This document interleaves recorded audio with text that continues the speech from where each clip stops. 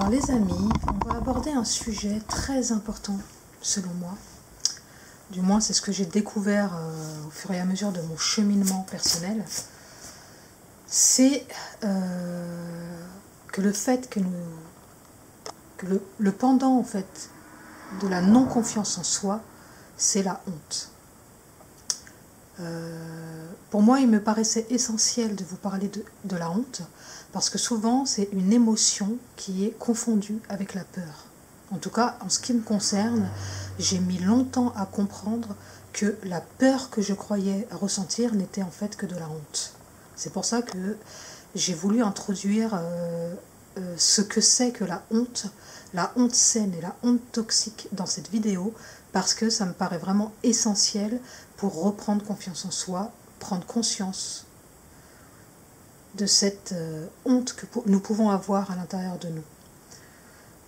Donc certains ont une honte qui est vraiment pathologique et d'autres ont une honte plus ou moins saine. Donc je ne pouvais pas faire l'économie de vous expliquer ce que c'était que la honte saine et la honte toxique, car à mon sens, c'est la base en fait pour reprendre confiance en soi, retrouver de l'estime de soi, s'aimer et faire tout le cheminement pour pouvoir redécouvrir qui nous sommes vraiment.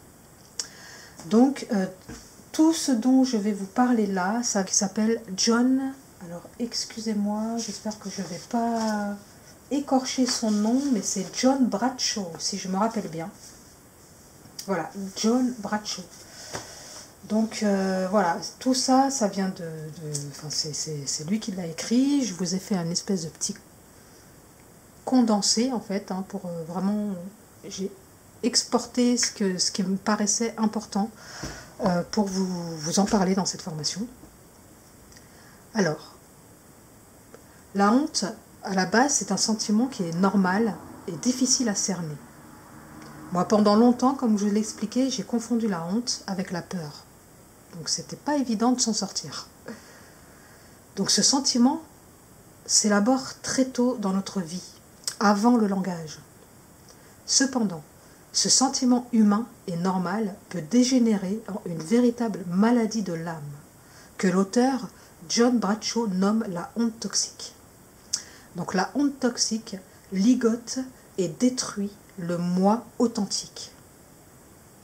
Pour lui, cette honte toxique est le noyau des névroses, des troubles caractériels, de la violence politique, des guerres et de la criminalité. Donc c'est vraiment important de comprendre qu'est-ce que c'est. Donc il existe deux types de honte. Comme je vous le disais, il y a celle qui est bienfaisante, qui nous permet d'être des humains, qui nourrit le vivant en nous, et celle qui est malfaisante, qui nous détruit de l'intérieur.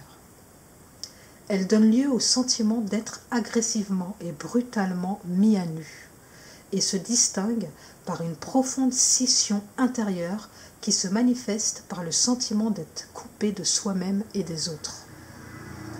Elle contraint la personne sous emprise de cette honte à se nier elle-même et à dissimuler ce désaveu sous des faux semblants. La dissimulation et les faux semblants sont ces masques et costumes. Il est donc très difficile de se rendre compte que nous sommes sous emprise. Selon Erik Erikson, le sentiment de honte apparaît chez l'enfant au cours du deuxième stade de son développement psychosocial. Au premier stade, il a besoin de jeter les bases d'un sentiment de confiance fondamentale, celui-ci devant s'avérer plus fort que son sentiment de méfiance. Dès le début de sa vie, l'enfant a besoin de sentir qu'il peut faire confiance au monde extérieur auquel ses parents biologiques ou substituts lui donnent accès. Qu'une personne fiable est là pour répondre à ses besoins de façon humaine et prévisible. Si les parents se montrent prévisibles, affectueux, l'enfant acquérera un sentiment de confiance fondamental.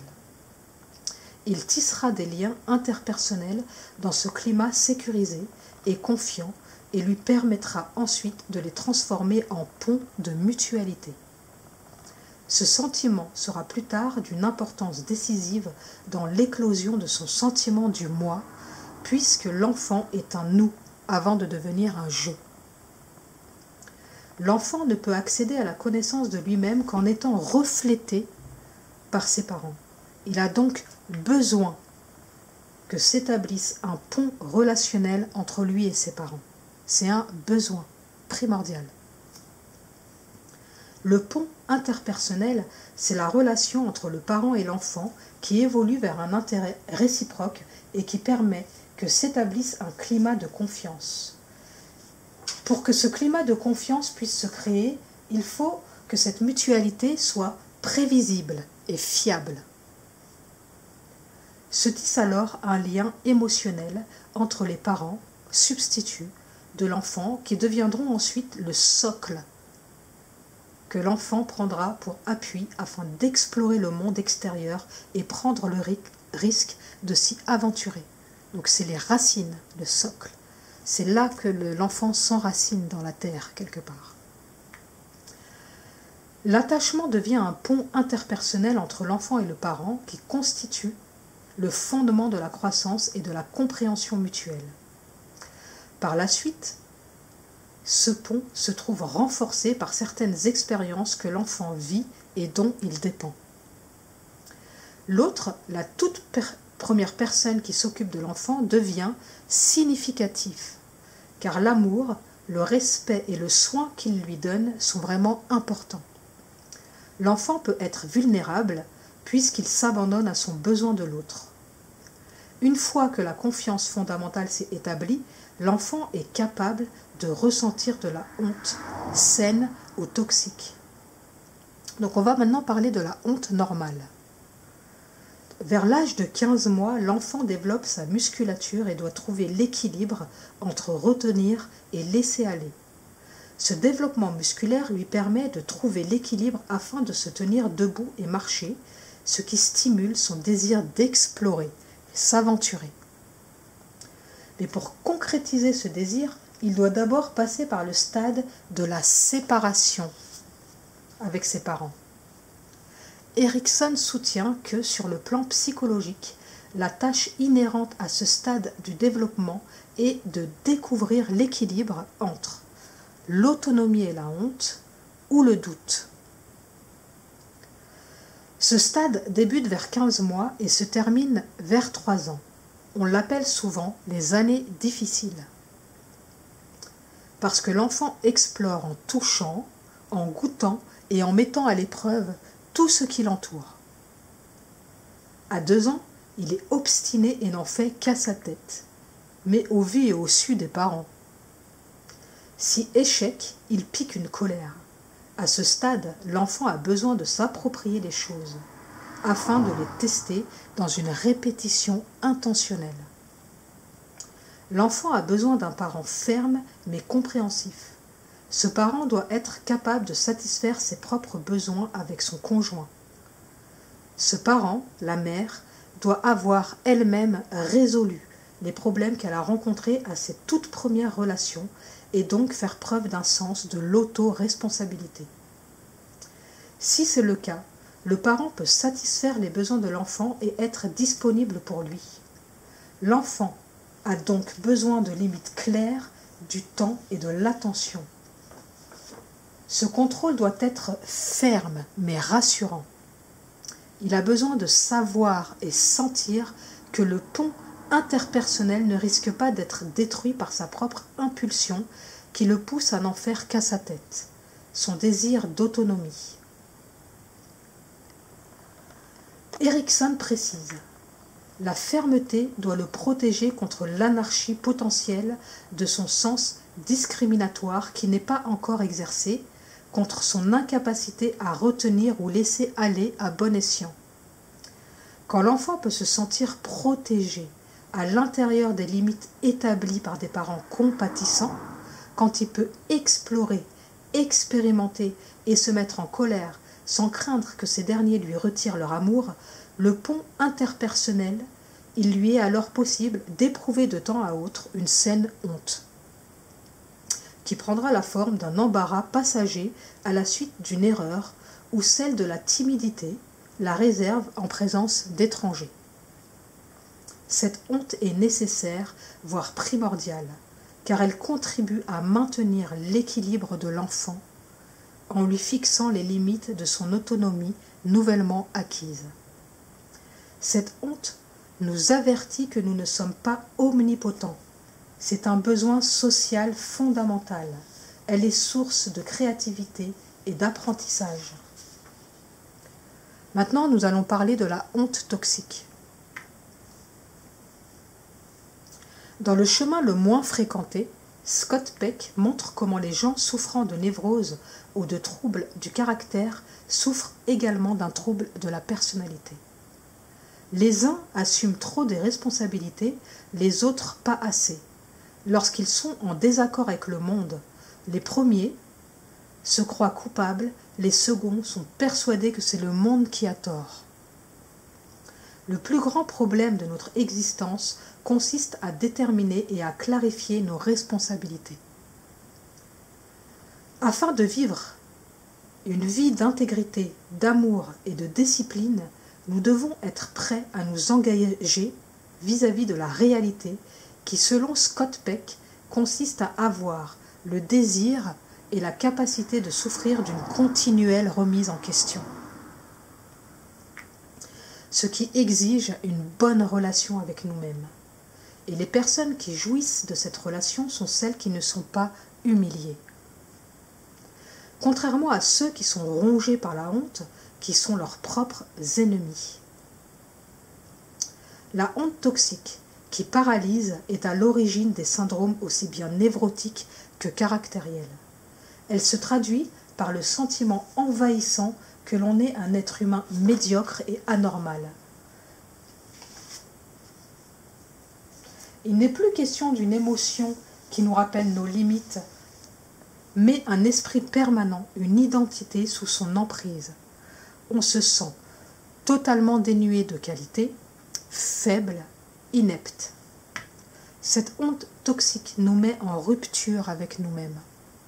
Au cœur de cette honte, il y a la peur de se révéler à soi-même, ce qui explique, comme dans mon cas, qu'on peut confondre cette honte avec de la peur.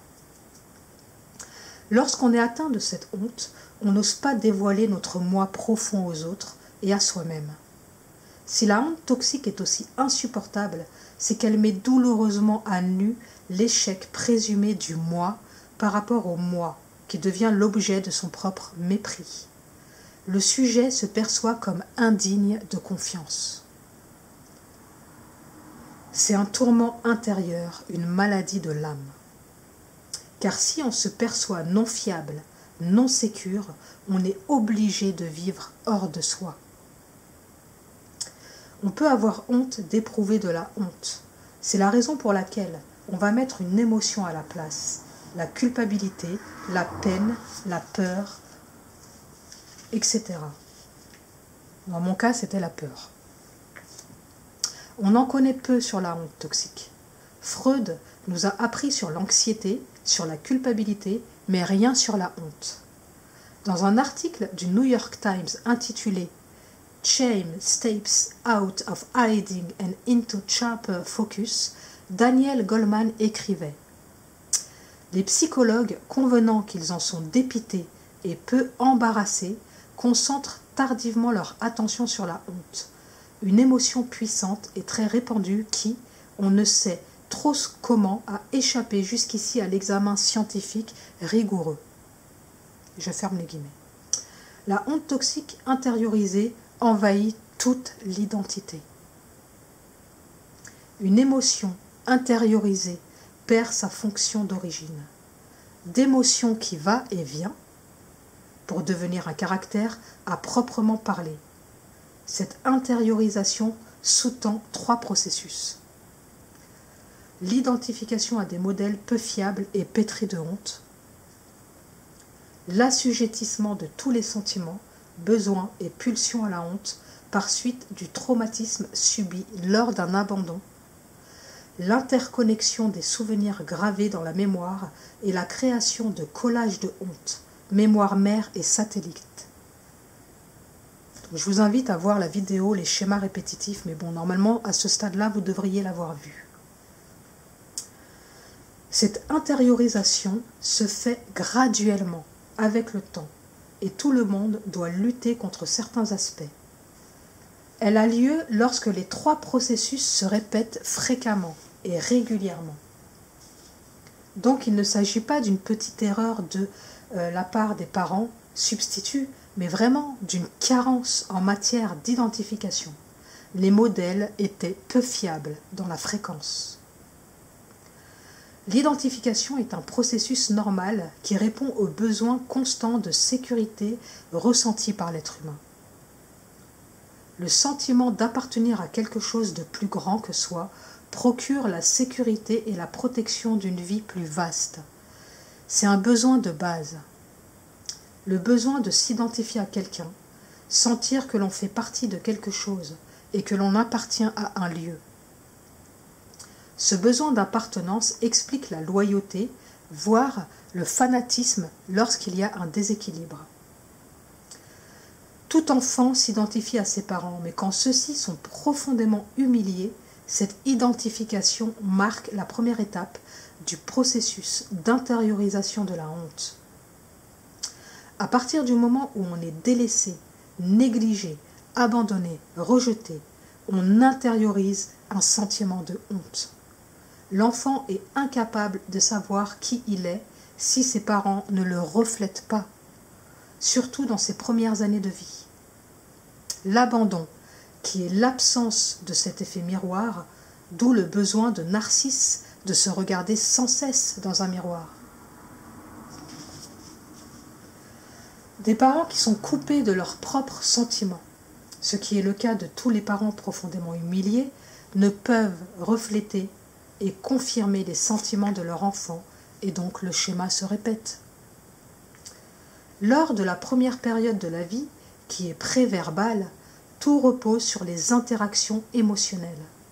L'enfant n'a donc aucun moyen de savoir qui il est, si personne n'est en mesure de refléter ses sentiments. D'ailleurs, ce besoin de retrouver sa propre image dans le regard d'autrui demeure tout au long de la vie. Erik Erikson dit dans Enfance et société, l'identité est un phénomène interpersonnel. Je cite, « Le sentiment d'identité du moi est accru par la confiance que l'on acquiert qu'à son identité et à sa continuité intérieure correspond dans l'esprit des autres la même identité et la même continuité. » Donc je répète, le sentiment d'identité du moi est accru par la confiance que l'on acquiert qu'à son identité et à sa continuité intérieure correspond dans l'esprit des autres la même identité et la même continuité. Il y a une cohérence entre ce qu'on pense de soi et ce que les autres pensent de nous.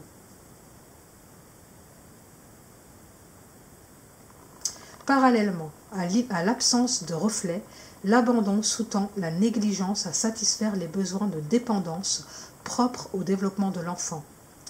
Les sévices de toutes sortes et l'enchevêtrement des besoins, avoués ou cachés, des parents ou du système familial. Le fait que la honte se lie aux sentiments, aux besoins et instincts naturels constitue un facteur clé dans la transformation de la honte saine en honte toxique. Être ligoté par la honte, cela signifie que chaque fois que l'on éprouve un sentiment, un besoin ou une pulsion quelconque, on se sent immédiatement humilié. C'est vraiment un sentiment très lourd à vivre. À mesure que l'enfant vit des expériences humiliantes et tente de s'en protéger, il emmagasine dans sa mémoire des images en rapport avec ces expériences. De plus, comme il n'est pas soutenu et ne peut exprimer sa souffrance causée par la rupture du lien de mutualité, il refoule ses sentiments et son chagrin demeure non résolu. Les images, les sons liés à ces humiliations restent gravés dans sa mémoire. Ce sont les mémoires mères. Par la suite, chaque nouvelle expérience humiliante vient graver d'autres souvenirs auditifs et visuels à côté de ceux déjà existants. Par ailleurs, tous les faits et gestes des parents, quand ceux-ci vivent des moments pénibles, seront enregistrés, car c'est dans les instants où la mère, le père, le substitut perdent le plus la maîtrise d'eux-mêmes qu'ils s'avèrent le plus menaçants pour sa survie. Son instinct de survie, le système nerveux autonome, lui envoie l'alarme. Donc l'enfant enregistre leur attitude beaucoup plus profondément. C'est ancré, quoi. C'est engrammé dans le corps, si vous préférez.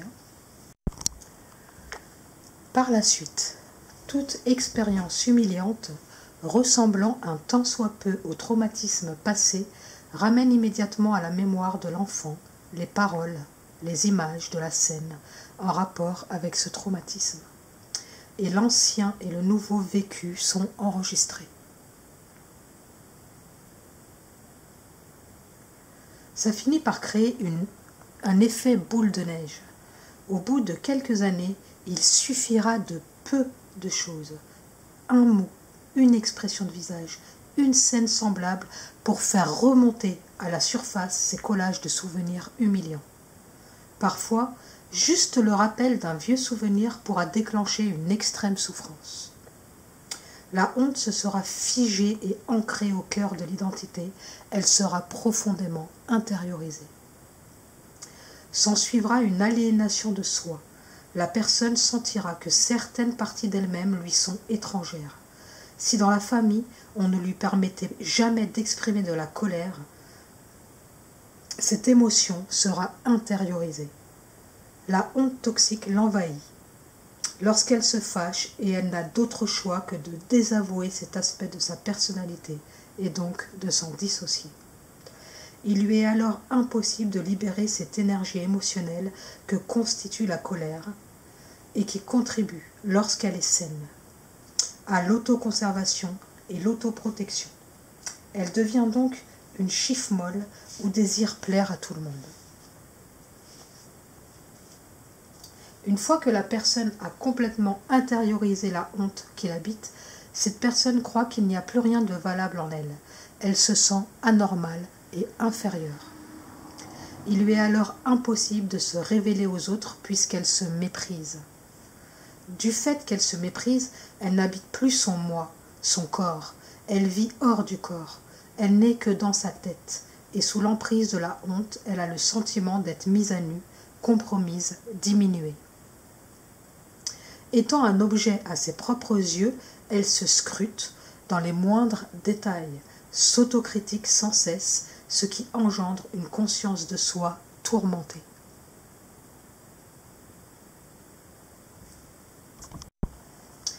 Selon Kaufmann, cette conscience de soi tourmentée produit un effet paralysant sur le moi. Elle conduit au repli sur soi, à la passivité et à l'inaction. Je ferme les parenthèses. Les parties de soi-même qu'on désavoue, les bonnes comme les mauvaises, sont couramment attribuées aux autres, projetées dans les relations interpersonnelles. Elles donnent lieu à la haine et aux préjugés et peuvent provoquer une scission du moi ou le développement d'une personnalité multiple, phénomène fréquent chez les victimes de sévices physiques ou d'abus sexuels. Cette aliénation de soi crée un sentiment d'irréalité. On a l'impression de ne jamais être à sa place, d'être un observateur extérieur à soi. Cet état trouve son prolongement dans une déprime chronique, tristesse causée par la perte du moi authentique. Le rejet du moi par le moi est l'élément le plus profond et le plus dévastateur de la honte névrotique. Les origines de cette honte toxique prennent leur source dans les relations interpersonnelles significatives, le système familial. En effet, il est difficile d'imaginer qu'une personne à laquelle nous n'accordons aucune importance puisse nous humilier par ses paroles ou son comportement. C'est donc dans le cadre de ces toutes premières relations que l'être humain est susceptible de devenir la proie de la honte toxique. J'aimerais, pour finir, conclure avec ceci. Le tableau que décrit ici John Bradshaw sur la honte toxique aurait pu être évité si l'enfant avait pu extérioriser cette honte dans son système familial. ou à l'aide d'un témoin secourable comme nous l'annonçait Alice Miller.